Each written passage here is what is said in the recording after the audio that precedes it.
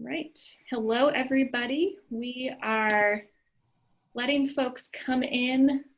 So we're going to just give it a minute as our guests are arriving. So stay tuned.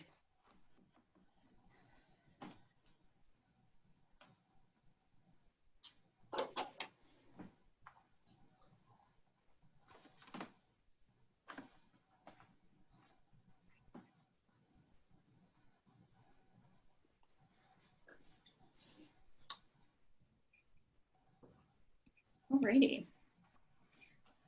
In the interest of being prompt, I'll go ahead and get going. We'll probably have a few more people trickle in. But I wanted to say welcome and thank you all for tuning in today. Really excited to be bringing our third in our Artist Curator Conversations program to you all from Fruitlands Museum. And without further ado, I will pass it off to our curator, Shana Dumont Garr. Thank you, Catherine. Welcome everyone who's able to make it today. As Catherine said, I'm Shana. I'm the curator based at Fruitlands Museum. And I'm very pleased to introduce and then chat a little bit with Sue McNally today. And before I introduce her a little bit, I just also wanted to mention to everyone that this talk will be recorded. Sue McNally is a visual artist based in Middletown, Rhode Island, and she is recognized nationally and internationally for her distinctive style that incorporates radiant, gem-like colors and graphic lines that shape space, often landscape-like space, into magnetic and even at times surreal vistas. She's an artist who discovers as she creates. And once she establishes a rhythm in one medium, she shifts her method to retain a sense of experimentation, leaning toward innovative expression. And the fact that she's moving through these mediums is something that we'll come to later, and part of what drew me to invite Sue as an artist. I wanted to talk a little bit before I ask her some questions, so I promise it won't be me talking for too long during this program, but I wanted to provide a little bit of a basis for what we're doing and for why Sue is creating this solo exhibition for her artist residency at Fruitlands Museum. The work that first got my attention was a series called This Land Is My Land. And it's a series in which Sue McNally road tripped annually for over 25 years. And all but I think 7 states are now captured in views that are alternately personal and iconic in each state. So there's something that's surprising in each one, but at times there are things that are familiar as well. And so when I was thinking about an idea, Sue kind of came forth with this same idea. And so Ascutney Revisited is a solo exhibition that will open at Fruitlands Museum on September 5th. And central to the exhibition, actually I'll share my screen so that there can be images while I describe it to you.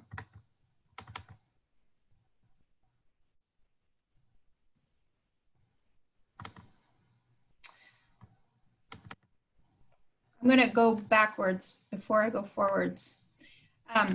We have in our permanent collection a significant, for the size of our museum, collection of Hudson River School paintings. And among the real gems in our collection is this painting by Albert Bierstadt, Mount Ascutney from Claremont, New Hampshire from 1862. And you could see that it's a pretty large painting, 40 by 70 inches.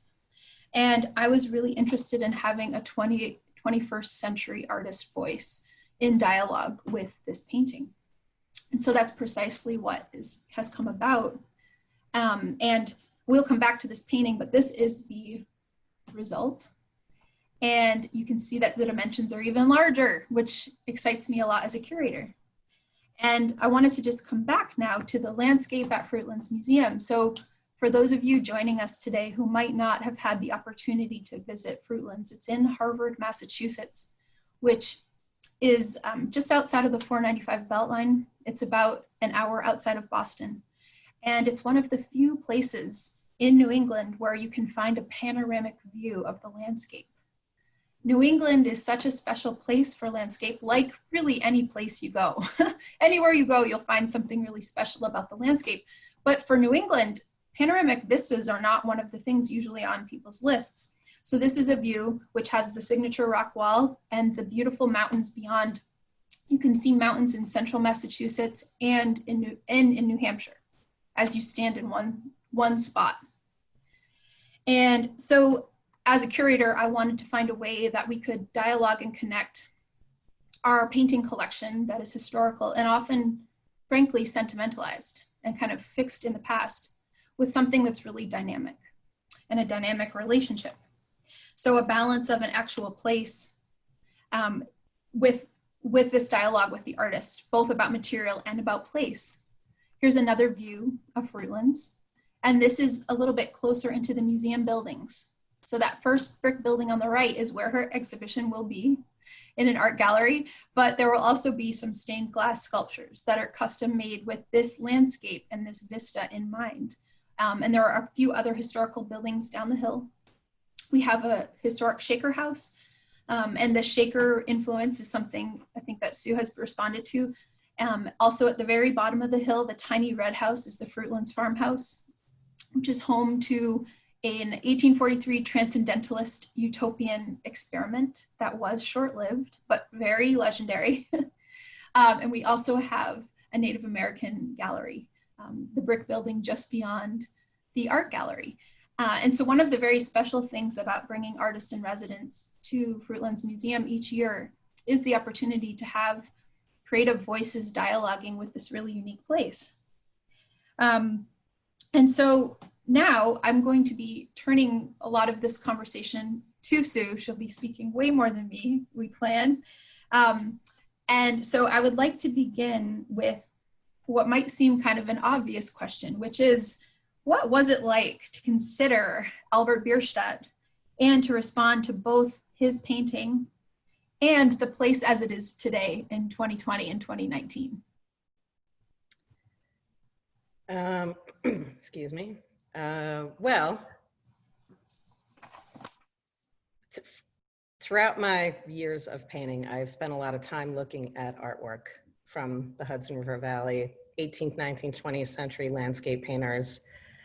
I'm attracted to a variety of landscape style, say, just for lack of a better term. So I really am very interested in how these really old paintings were made, how they traveled in the area, collected their information, made sketches, painted on location. All of it seems so daunting at the time that predates, vehicles and things like that. And that's always been something that I've been very interested in. So Albert Bierstadt is clearly a giant. And so when Shana suggested that I do this, I was a little intimidated. But I also was really careful and thoughtful that I did not want to make a replica.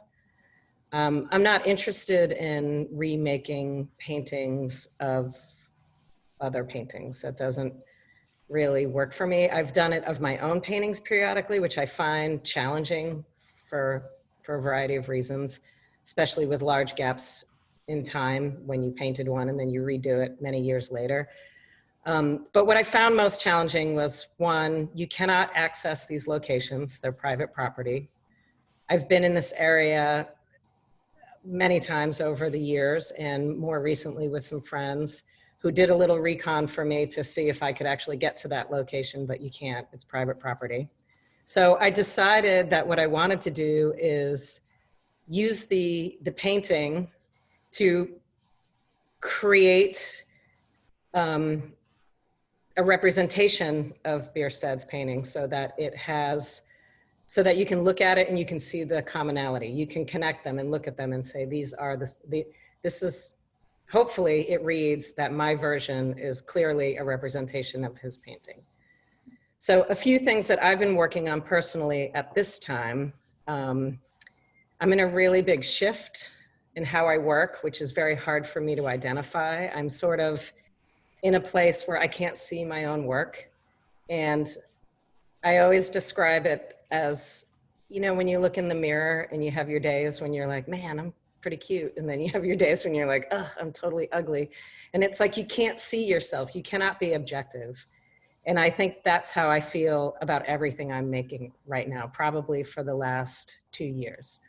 And so part of that is the reason why I haven't finished This Land Is My Land, because I got to this really point in how I'm making things that feels really wrong. And I have to push myself through that in order to work out the last part of that project. So this painting was quite a challenge because I'm doing a lot of other side projects where I make small abstract paintings. I do things on paper. I make a lot of really big oil paintings. And I decided that I would represent the middle ground most specifically, because the middle ground is really where we're talking about Ascutney, specifically that landscape, the river, and the valley. And so I spent a lot of time recreating that, working from the original painting in order to make that be the thing that identifies the connection between the two paintings, mine and the historic, the Bierstadt. From there, I also think about this thing all the time. This is a constant thread for me. I spent many years learning how to manipulate and control my materials and how I wanted them to work. And now I'm in this place where I'm trying to let my materials teach me some things. And I'm trying to let them do what they need to do. And then I get to apply my own skill and process that I've learned on top of what the paint will do naturally. So 2 things happen here. One, I started to make the sky originally in these stripes, and then I started to think about plaid, which is one of my all-time favorite things. And so I spent a long time making these very small batches of liquid color and pouring and pouring and pouring in all these different directions. And I had made a painting like this probably, I don't know, 10 years ago of Utah, where the sky is made like this. So I was able to make a very clean gradation doing this. It's a twilight, nighttime, western sky, which is a very specific type of light in my mind, excuse me. And so I started to work the process there. And I've learned over time, like the more you flip it, the more the lines appear to have a regular shape, because you know, when you pour, it starts fat and goes skinny. But if you go back and forth and across, it will eventually sort of weave its way into something that feels like a logical pattern, I guess. So that was one phase. And then it originally went all the way down to the mountains. So that piece of blue did not exist. And then in the foreground, in terms of thinking about it as a historic object, the things that I read about the Bierstadt painting is that those are likely elm trees that exist, the really big pieces, the big sort of sentinels in that painting. And I decided, well, I got to take them out because the elm trees don't exist. And I actually really liked not having them in there because it allowed me to leave this super loose foreground and be really painterly in a way that I also think about, because in my younger years, I was very painterly, and, you know, I did a lot of plein air painting and sort of reactionary kind of mark making. And so I'm trying to introduce parts of that into my work now. So I have sort of this old me, and then this little center of control. And then the top has its own freedom using the materials and letting the materials do its thing. But then once all the parts start to come together, I have to go back in and apply some specific marks in order to create what the relationship between the spaces. You can't just, I don't feel like I can just make these independent areas, treating them differently and leave them that way. I have to weave those together. And so when you look at a Bierstadt painting, that, you know, this one in particular, I mean, clearly he probably did sketches and planning and all these kinds of things. And then he operates in his studio, probably in the same type of way, but just in a really more realistic format. So I don't know if I've wandered off here or like if. No, that's terrific. Can you guide right on point. And although I just want to respond a little bit in terms of, I love how you have stated that there is a meticulousness to what you have done as well. Yeah, very, very much so. A simple contrast of this is very meticulous and this is not. It's really a lot more complicated than that. Mm-hmm. It is meticulous. I mean, this painting took me months and months and months to make. Most of the big paintings take me months and months and months to make. Mm-hmm. And the reality is that they will sometimes be one totally different painting and then end up like a completely different painting in the end. But it's just all part of how I find my way to the end of the painting.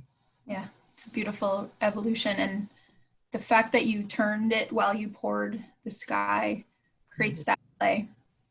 Like angles, form, but there are, the drips. Mm-hmm. Kind of. If you could see it close up, one of the things that I really love about this process is how some of the drips go rogue, and then you kind of can bring them back by drawing over the top of them. And the other thing that I would love to mention is that this painting is not a natural palette for me. What I tried to do is sort of really adhere to the land, leaving the land in the palette of Bierstadt, which was another way for me to connect and identify with what I was making in homage to him, in theory. So in order to balance that and to pull those kind of crazy colors into the sky, that was also a challenge for me. Because normally I would just be like, oh, let's paint an orange and call it good, so. I guess there's a lot of orange in there, so that was a bad example. I think we'll come back to this painting too, but maybe we could talk a little more about the series that kind of led us to realize this was a great pairing of interests, and then we could come back again. So in case there's anything else either of us wanted to say, or others have questions that we might answer later in the program, we'll come back. And now I would love if you could share with us, you mentioned that your work is having a shift over the past 2 years. And I was wondering if you could tell us more about your previous series and the evolution that your work is going through. Sure. So I've been working on this painting, this project, This Land Is My Land, for nearly 10 years now. And when I was very young, in my 20s, I went on my first cross-country trip with my friend Heather, and I was a novice painter. I've always made art and done things my whole life, but I wasn't like a skilled technician or anything at that point. And I thought I would stop in every state and make a painting, and it seems like a really great idea. And so I had all these materials with me in our van as we drove around for 3 months. And my mind was completely blown by the landscape. I had never really experienced anything like that. And so the amount of visual stimulus that I was taking in just made it impossible for me to paint. I mean, literally impossible. And so that idea has been in my head since I was a young 20-something girl or young woman or whatever. And so I feel like most of my life learning how to paint, everything I do is just an effort to train myself to take command of the craft. And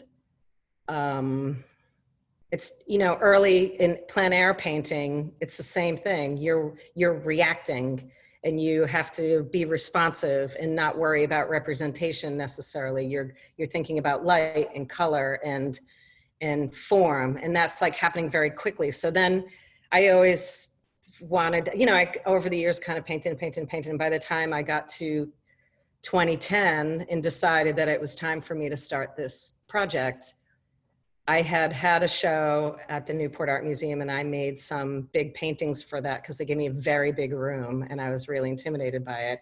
And I decided I wanted 6 paintings and not 500 little ones. So I made my first really large scale paintings. And then once I did that, I was just hooked on the idea of making big paintings. And now as that's how I took that was the thing that pushed me to be able to start making the states. And so the idea about the states for a long time is that I did my first, by the time I started, I had been around the country numerous times. So I, in the first couple of years, really banged out my favorite states. Like I was just ready to do it. And I put my head down and I worked through them. And the earlier ones are Devil's Tower from Wyoming and Ruby Beach. And they're much more carefully drawn. And so it's really interesting for me to see how I've been changing over 10 years. So as I sort of worked through the first ones that I really loved, the states that I returned to a lot, I got to the point where I realized there were a lot of states I didn't really know how I was connected to them. And so a couple of things throughout my years of travel is that I've really learned a lot about history that I never learned in school. And I went to the Edmund Pettus Bridge, which will hopefully be called the John Lewis Bridge soon enough. I think John Lewis, right? Yeah.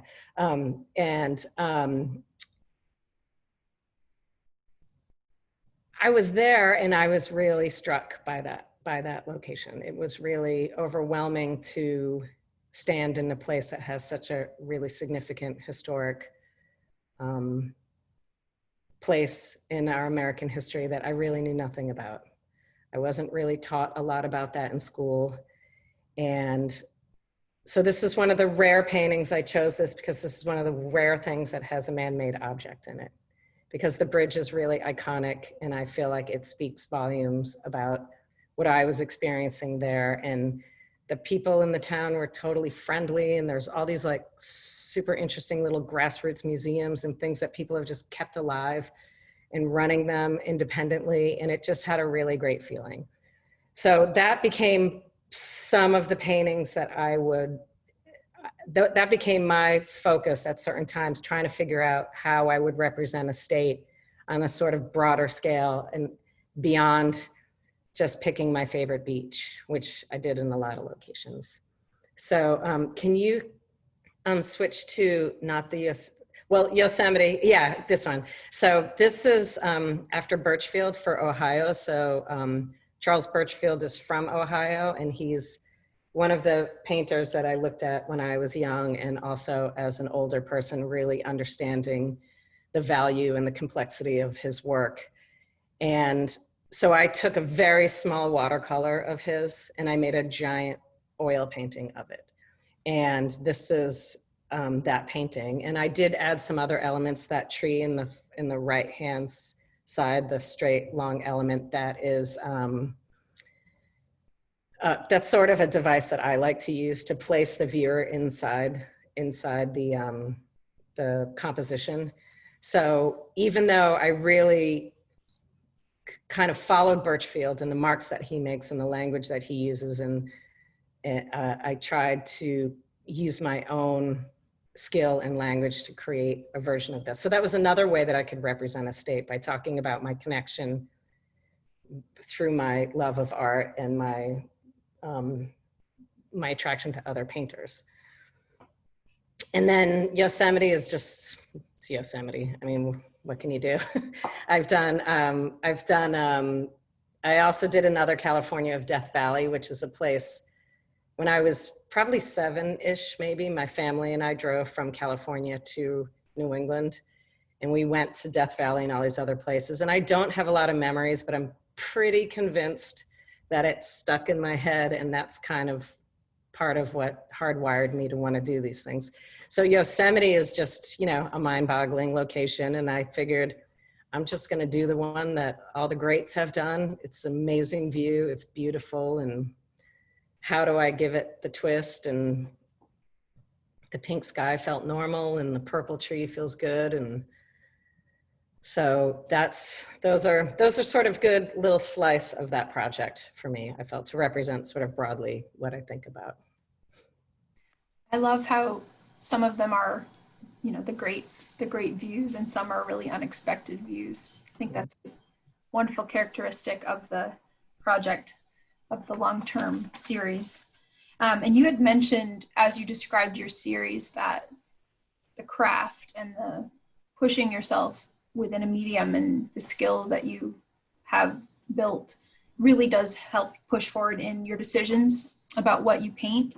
And I wonder if you could tell us a little bit more about your pursuit of craft within your chosen mediums. And I use the word mediums with stressing the S on the end. And would you like me to move forward to the next slide? Sure, yeah. To this one, yeah. The studio view? Okay. Yeah, this is why I put this in here, so.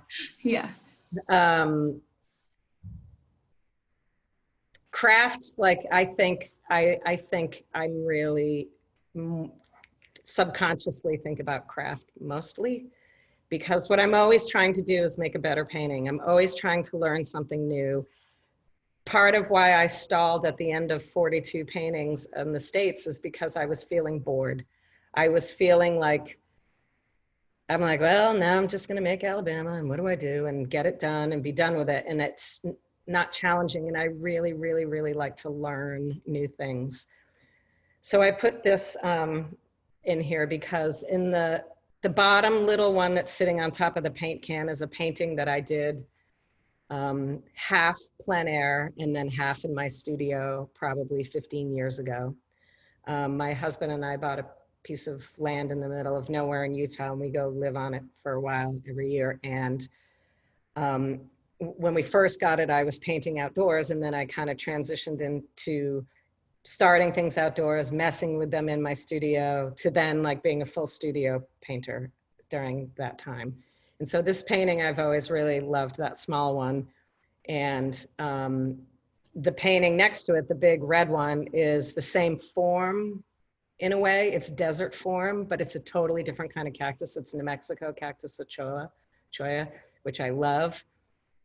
And it's a form I've always loved. I think it's amazing. And I was in New Mexico at a residency 2 years ago, and I started doing that form all over again. So what I'm trying to do with that big oil painting is sort of freely make a painting using form and my technical abilities without overlaying this really controlled way of drawing all of the parts. So I'm letting the paint do its thing a little bit, but still adding the lines, you know, behind that kind of show the ray as a little bit of a nod to what I do enjoy about carefully painting things. And then the two paintings on the outside, those are acrylic paintings. I'm trying to teach myself how to acrylic paint right now while I'm making oil paintings, and it's virtually impossible is what I've figured out so far for myself. I've made one very large painting, but it's really hard for me to look at it because it has just such a completely different kind of surface. The juiciness is missing, and I'm learning and learning and learning. So like that big giant one on the right with the rock is in 10 paintings already. So the acrylic paintings are the new sidecar that I'm doing while I'm making my big work. And prior to acrylic, for the last 2 or 3 years, I've been doing these sidecars of these small abstract oil paintings. And then I moved into acrylic. And so I'm always doing these little side things at the same time. And the way I think about it is that I need to disconnect and reconnect my brain all the time. I need to have two things going on so that if I'm losing it over here, I can just kind of move over there and change my thinking so that I don't beat things to death. But I've always made two things at once. I draw figures. I've always done that. But I would say my landscape oil paintings are my predominant work, I guess. Do you think that when you shift from one to another, the one medium, or even the one, like say, when you're drawing self-portraits versus landscapes, are they answering questions for each other rather than just unplugging, do you feel that you come back to, for example, a large scale oil landscape with a new solution based on the different medium or scale or subject that you were shifting to? Yes, absolutely. And I think that it's a really important part of my practice. And one thing that I think might be fun to talk about just a little bit, I do want to leave some surprises for people. So one thing I want to let everyone know is we didn't show you details of this because we want you to come see it. But also, if you look over Sue's right, from our view, right shoulder, you'll see the painting itself still in her studio, because we are following COVID standards and only installing at a proper time at the Fruitlands Museum. Again, we are hoping I took that picture with an iPhone, so it's kind of lousy. And oh, you mean the one that we're yeah, the one that's on the thing. It's like, sorry, you guys. But it's well, that's another point. Actually, that's a fair point of the reality of a pandemic, that we haven't, our pacing isn't quite as usual as it might be that there's a professional photographer yet. So you could all consider this a sneak peek, but if you see it in person, I will be the one to say, we'll knock your socks off.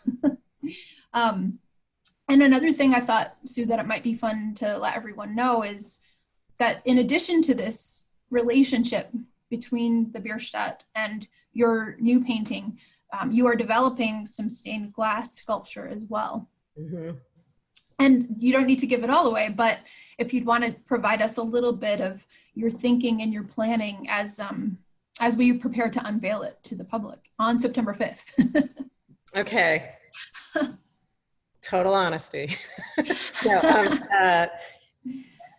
I had help prior to COVID that I do not have. So technically, this is something I've been working on, little parts. And so I've had to reimagine my idea. And that's how I got connected to the shaker shapes. So I have these forms I'm going to be inserting the glass in, and then we're going to, Shana and I are going to meet next week and decide where to install it. It's pretty simple. It's not a very complicated structure in the end. That's kind of how I want it to be. I want the idea to be the abstracted version of land for me, and sort of how I look at it. And it may end up being fairly simple, like you see these forms sort of floating above the landscape. So we don't really know exactly where it's going to go.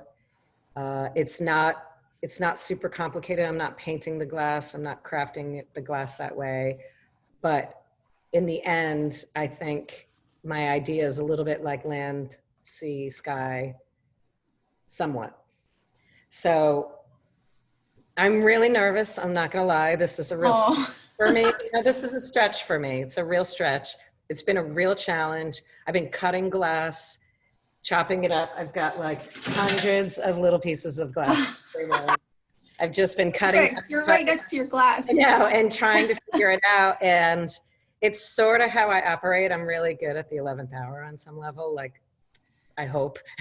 So we'll see. I mean, but it's exciting for me to take a step into a different medium. That I'm taking all this information from the last few years where I made all these simplified abstracted forms and trying to translate that into something else that might tell the same story.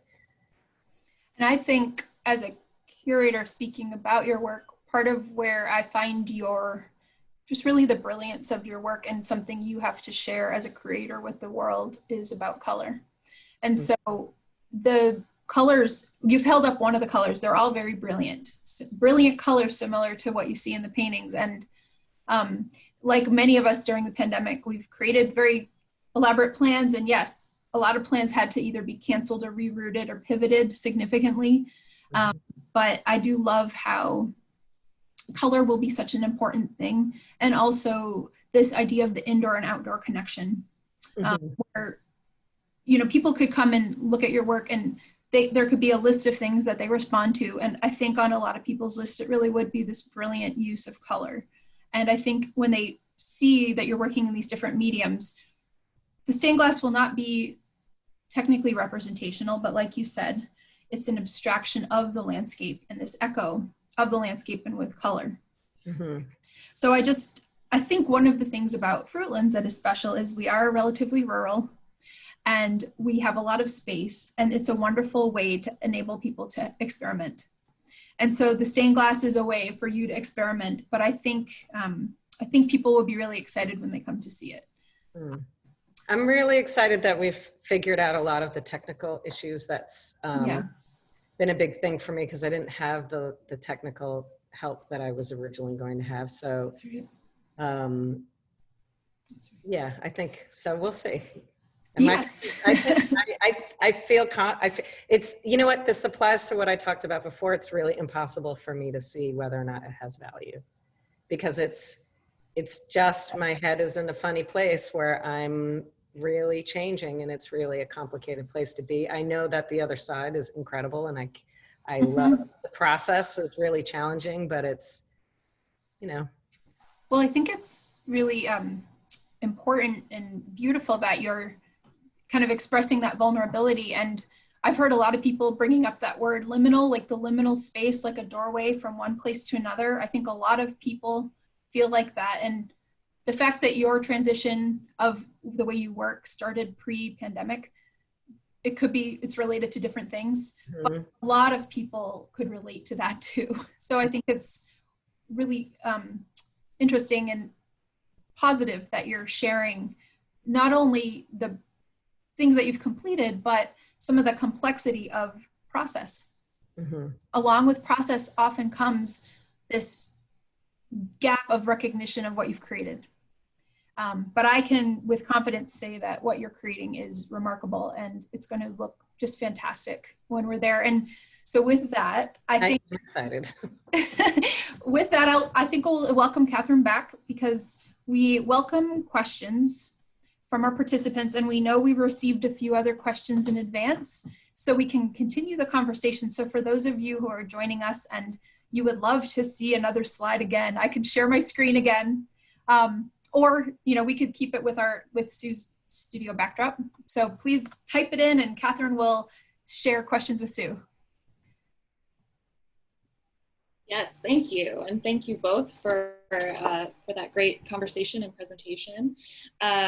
I'm realizing that at the top of the program, I didn't actually introduce myself. So my name is Catherine Shortliff. I'm the engagement manager at Fruitlands, running our events and programs, and I'm thrilled to be a part of this program and also have a great audience here with us. So we do have a couple of questions and comments that have come in, and I want to encourage everyone, if you have any other questions that are coming to mind, to use, you can use the Q&A function, or you can also plop them in the chat box. We got a couple of options for how to share with us here today.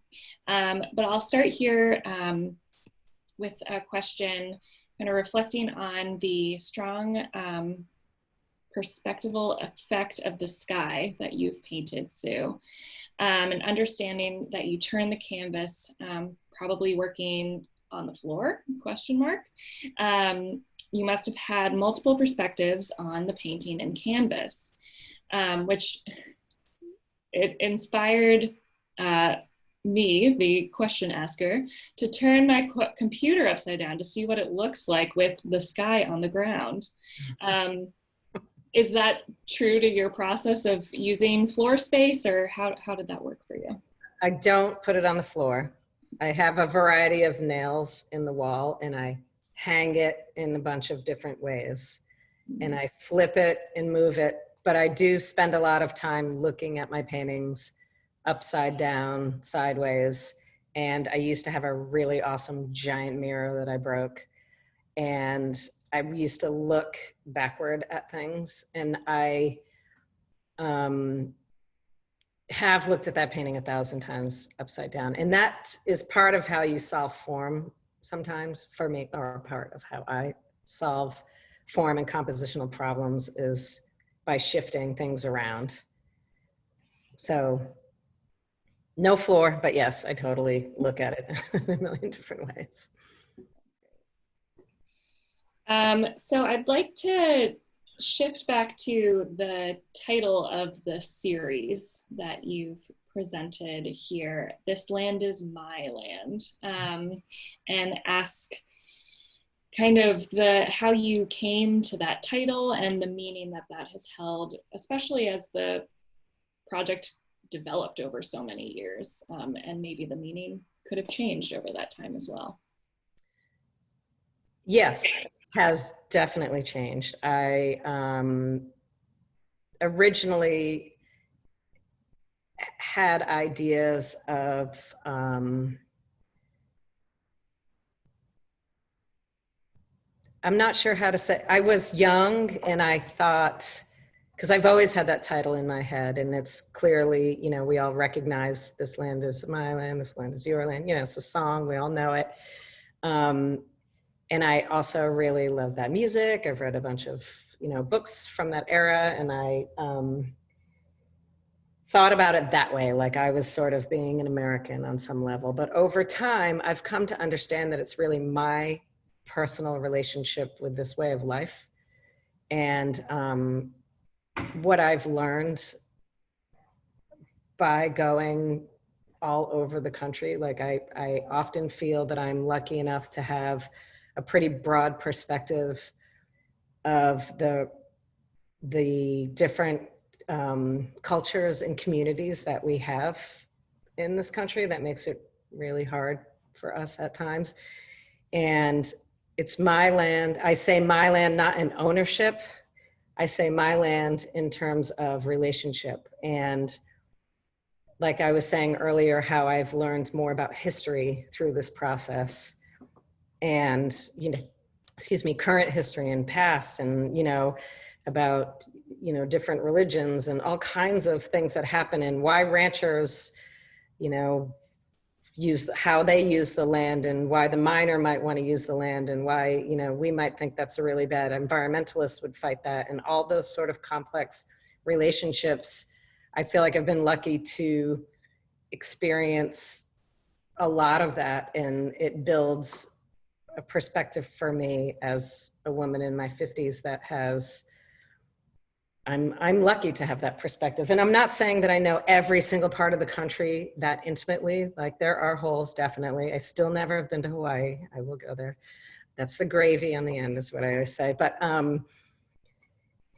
you know, I have made really good friends that live in the Pacific Northwest, and friends that live in Alaska, and people that live in the Midwest and the South. And I know people really well. And so I mean, you know, you generally form friendships with like-minded people. So that's part of that, obviously. But it's been a really interesting part of my growth as a person understanding the broader spectrum, and really trying really hard to learn more and be proactive and thoughtful about other people's perspectives and how I apply that to my own way of being in the world.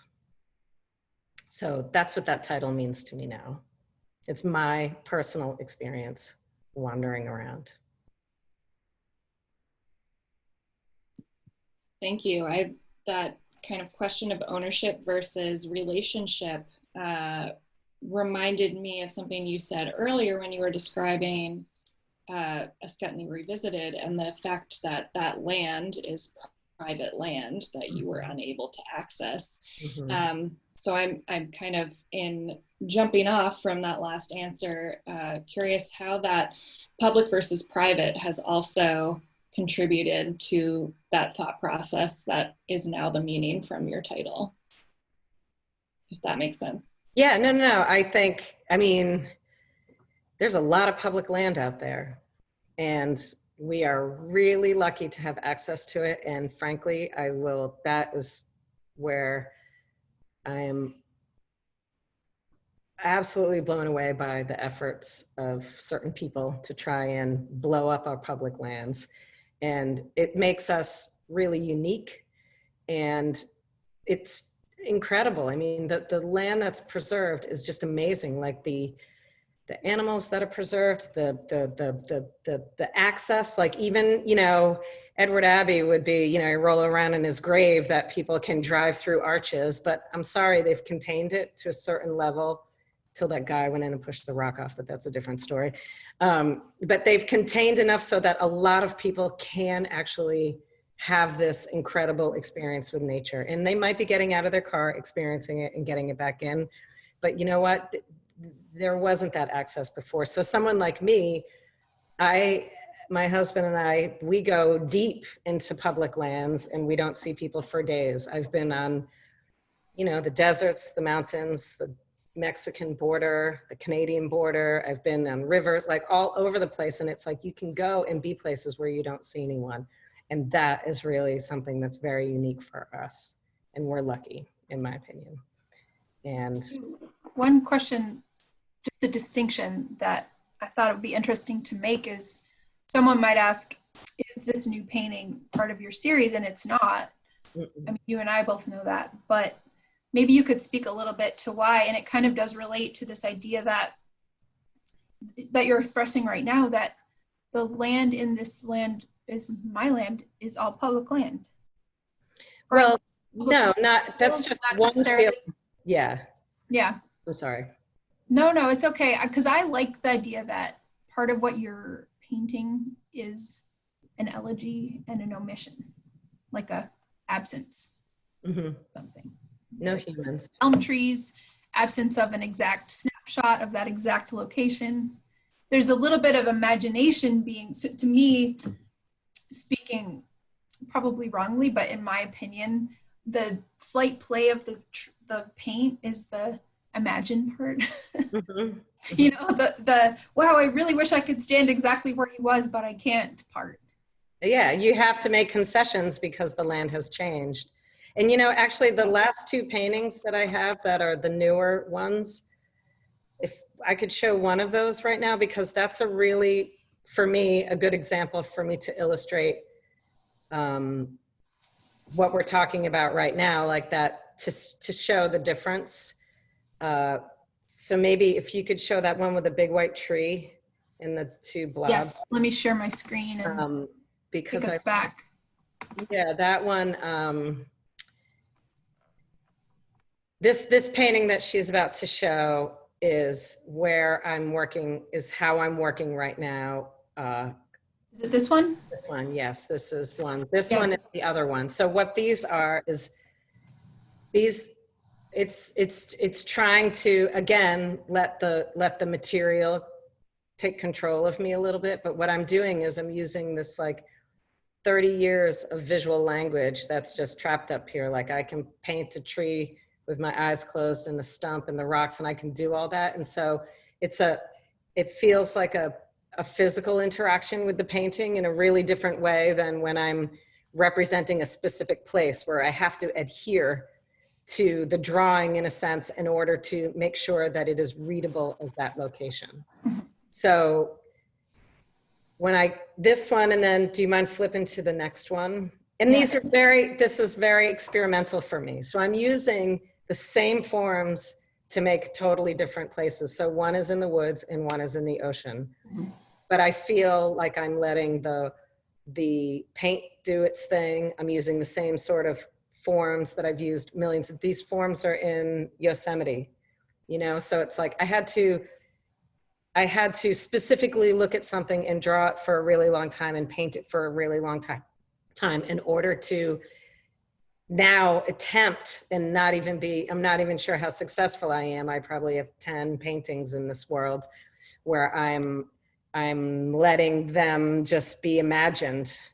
And so my hope is that as I move through this sort of arena of imagined space and letting my paint be a little bit freer, I can go back to those last 8 paintings and combine the efforts and be specific, but be freer and more loose and letting the paint sort of run its course a little bit. But I'll always control something. Like these two shapes on either side, they're really carefully painted and really flat and really perfectly made. And then the other things are just kind of a mess. So I always have those, that dialogue going on in my head there. like I said, the middle ground of Ascutney Revisited is like these orbs, sort of. I'm obsessed with that giraffe sky. That's what I see. Kind of a giraffe, the dappling of a giraffe. It's so hard for me to live with that. That's what's been really interesting for me, because what I always say, oh, the old me would just beat that to death. The old me would have like painted in all those circles and done all this stuff. The new me is trying to let it relax a little bit.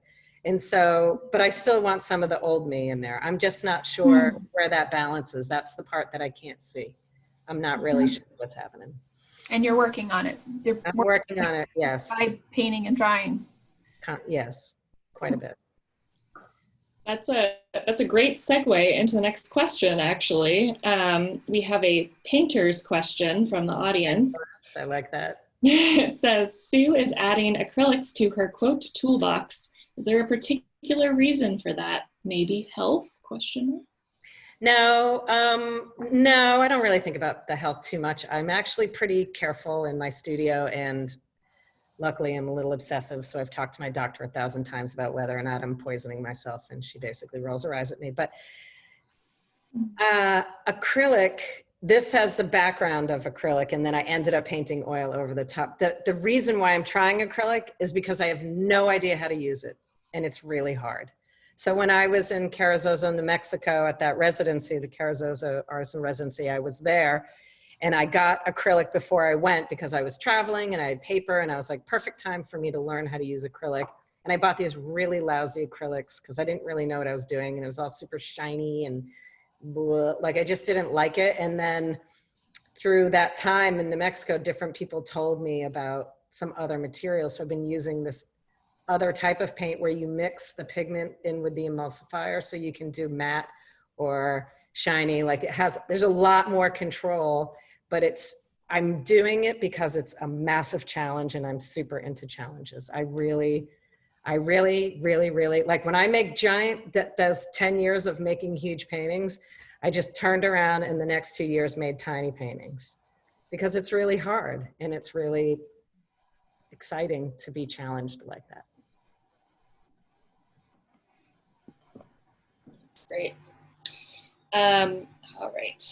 So our next question here really relates kind of a reflection on your traveling series in the current time with COVID, when we are all limited on our traveling capability. And many of us, I know I am, are experiencing wanderlust and a desire to travel. How does that change, or does it change the way you look at this series and how you relate to these paintings? I'm not having wanderlust right now, actually, weirdly.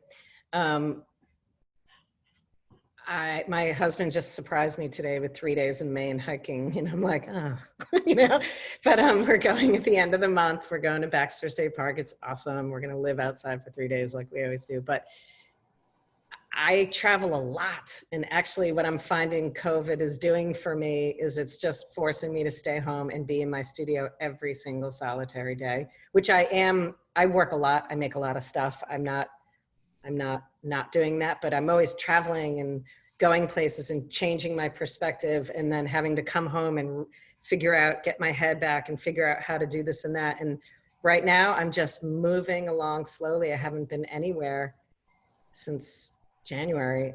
I mean, we went somewhere in January, and then I came home in February, and I have no plans to go anywhere. And it's kind of crazily liberating on some level. But don't get me wrong, I will go back, but I'm not missing it right now, because I feel like my life was very busy. But how it relates to my paintings, I would say being in one place is allowing my memory and my imagination to be the forefront of how I'm making a painting, versus taking the pictures, collecting the evidence and bringing it home and then making the painting. I'm just like making them now. And that's really different. I hope that made sense. Yeah, and one thing, super interesting. Yeah. one thing I might just add in terms of this pandemic. And one thing that I've enjoyed, because I met Sue way before the pandemic, and I think with it, you have an Instagram presence that I think became a dynamic because you had all of these paintings painted over a decade, that you were able to converse with the nation in a really specific way, but it also had a really hopeful tone. And I didn't really see a lot of artists ready and poised to do that. So I think you had a really unique, because of this series you'd worked on for so long, and what you've said to us, you know, today, that this is all personal. This is very much your view and your way of, you know, your reaction to places you've been multiple times. But I don't think it's so much a question as me thinking that it was a silver lining of the pandemic to see that new side of you, and the way that you're able to interact with, literally you're just interacting with your nation. I have to say I can't take credit for that because my friend John suggested I do that. And at first, because I mean, admittedly, I've been a little stressy. This has been a process for me, and tough time. Other parts of my life. And my friend suggested that, and I thought at first, I was like, I don't know, man, that seems a little narcissistic, don't you think? To be like, hey, the world's falling apart, but look at this awesome painting I did. And then the response was really exciting. Like people, I got tons of private messages where people were just enjoying it so much. And so I just kept it up. Well, partial credit can go to John, but you did those paintings, so. I know, but I gotta. You can take some of the credit, but thank you, John, for sharing. Yeah, thank you for the great idea. And it does take a community, really, doesn't it? Yes. To keep everything moving forward. Great. So I guess I'll offer a last call. If anyone out there in the audience has anything they're dying to know, we have just another minute here. And Shana, did you have any additional comments you wanted to make? I think the biggest thing I would say is maybe just housekeeping. So just so if anyone has questions that are kind of like what's happening with Fruitlands, you might have seen a press release that we're open and read it quickly and assumed that we were fully open. Just for everyone to know that our grounds have been open since last month, and it's been wonderful to see people. We have over 2 miles of trails, and they're very beautiful trails. And Sue is one of 4 female rock star artists who are our artists in residence this year. I purposely, but not even, it just happened, but I was so happy it happened that it's an all female year. It's 2020. I thought of it as just there's a utopian theme going on this year. Another thing I'll mention is that for those of you who think a friend might be interested in hearing what Sue has to say, we'll be participating in another webinar, but it's with a bunch of other artists as part of a collaboration that Fruitlands Museum did with the Fitchburg Art Museum and the De Cordova Sculpture Park and Art Museum. And it's part of the Area Code Art Fair. And it's on August 6th. And I don't remember the time, and I should have written it down, but you could look on our social media very soon and find that. So this exhibition that we've been talking about will open on September 5th. And if anything changes, because I know we've all been humbled by the reality of the pandemic, we will list it on our social media. I would look there before our website. Great. Look on Instagram, look on Facebook, look on Twitter. Our website can lag a little bit in terms of if something abrupt has to change. But just know that we're all working hard, and we're so excited to be able to present the art that that's been on pause. We intended to open this exhibition in April, and through what we're all living through, we all know we've all been home, staying home and keeping each other safe. I know I get to go on a car ride on Monday. I'm so excited. It'll be great to see you again. So I don't know, Sue, if you had any parting words as well, but. Well, I just want to say thanks for listening to my blabber. It's not often that I really get to have complex conversations about what I'm doing, and I really enjoy it. And I'm grateful for whoever's listening. Thank you. And for you guys. Good job. I want to thank you both so much. This was fascinating. We're getting some thank yous flowing in the chat box as well to all panelists. So, so thank you everyone for being here. As Shana mentioned, our grounds are currently open. We are doing a pre-reservation system, so we're not doing any transactions on site at the moment, but we would so love to have you, and really thrilled to be able to offer a opening date for these exhibitions as well, which is very new information. So that's something we're really looking forward to. We've also started just recently reintroducing some in-person programs that are outside, socially distant, intimate programs, as well as continuing virtual programs like this one. So I encourage you to check out our event listings, and a lot more kind of spontaneous than in past years because of the ever-changing landscape. We'll be continuing to add things on an ongoing basis as we kind of navigate what is possible. So stay tuned there. And then another particular program I did want to mention that will be going live on our website shortly, again, this is that spontaneous nature, is another webinar in partnership with our colleagues at the Fitchburg Art Museum, who I believe some of whom are tuned in at the moment, so hello Fitchburg. But that is Double Vision, Intersections of Shaker and Spiritual History in Art, which is a conversation with visual artist Maria Molteni, as well as curators Shana Dumont Garr here and Lisa Crossman. So we're very much looking forward to that on August 12th at the same time, 2 p.m. And registration will be available for that shortly. So thank you for everyone who donated to support today's program and attended today. We really rely on our visitors and our guests' support at this time. So if you are interested in donating or learning more about membership, you can visit us at www.thetrustees.org/join us. And we were thrilled to have you today. Thank you both, and thank you. Thanks. Everyone. Bye. Thank you, everyone. We'll see you at Fruitlands. Yeah. November 5th. That's right.